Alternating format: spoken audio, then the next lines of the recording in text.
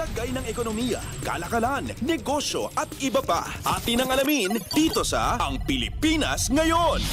Magandang araw, narito tayong muli para sa segmentong Balitang Negosyo at Kalakalan. Nangako ang Department of Finance o DOF na patuloy nilang palalakasin ang paghanda at pagtugon ng mga lokal na pamahalaan tuwing may kalamidad. Ginawa ng DOF ang pahayag kasunod ng pananalasa ng Bagyong Christine kung saan mahigit sa 40 probinsya, 73 syudad at 733 munisipalidad ang naapektuhan. Kabilang dito ang Climate Adaptation Initiative sa ilalim ng People's Survival Fund o PSF. Ang PSF ay nilikha sa pamagitan ng Republic Act o RA number 10174 bilang taunang pondo ng mga Local Government Unit o LGU at Accredited Local Community Organizations para ipatupad ang mga Climate Change Adaptation Project. Ayon pa sa kagawaran, patuloy na isusulong ng Bureau of Local Government Finance o BLGF ang mas maraming micro-insurance coverage para sa mga vulnerable sector ng LGUs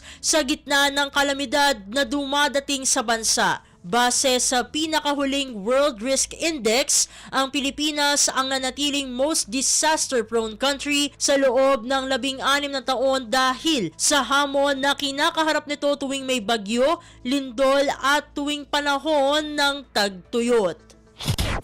Lagay ng ekonomiya, kalakalan, negosyo at iba pa. Atin ang alamin dito sa Ang Pilipinas Ngayon. Sa iba pang mga balita, positibo ang mga miyembro ng United States ASEAN Business Council o USABC sa mas pinalakas na kapasidad ng Pilipinas bilang investment destination kaya napapansin sa radar ng mga US company. Sa pakikipagpulong ni na Finance Secretary Ralph Recto sa USABC sa Washington DC, ibinida nito ang robust economic outlook at business-friendly reform sa bansa kaya attractive ito sa foreign investors. Tinugunan din ng kalihim ang ilang concerns ng foreign investors. Aniya, handa na ang ilang sektor para sa pamumuhunan, partikular sa depensa at seguridad. Tinalakay din ng finance chief ang trilateral partnership ng US at Japan na siyang nagpatibay sa posisyon ng bansa bilang pangunahing hub para sa US investors tulad ng sa sektor ng semiconductors, renewable energy, power grids, telecommunications, data centers at cybersecurity. Kabilang naman sa nakaharap ng Philippine delegation ang ilang American companies gaya ng Google, UPS, Procter & Gamble, FedEx, Chevron at iba pa. Lagay ng ekonomiya, kalakalan, negosyo at iba pa. Atin ang alamin dito sa Ang Pilipinas Ngayon.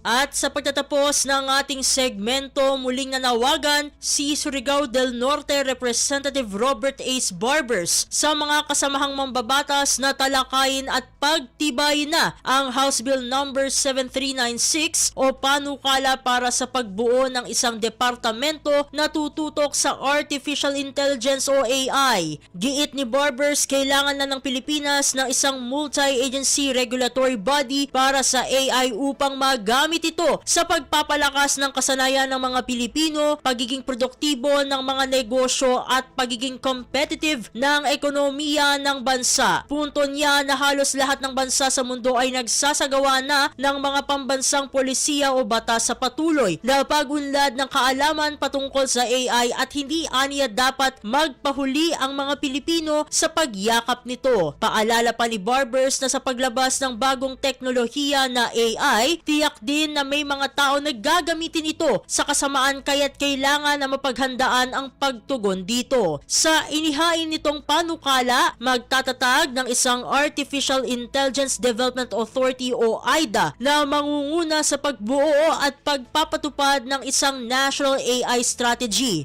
Layunin nito na isulong ang research and development sa AI, suportahan ang paglago ng AI-related industries at linangin ang manggagawang Pilipino sa paggamit ng AI. Magsisilbi ring watchdog o tagapagbantay ang AIDA laban sa mga individual o grupo na gagamitin o gumagamit ng AI para sa krimen at iba pang masamang gawain. Kasama rin dito ang pagbibigay proteksyon sa privacy of data at iba pang personal na impormasyon, gayon din ang pagkakaroon ng ligtas, secured at transparent na AI systems.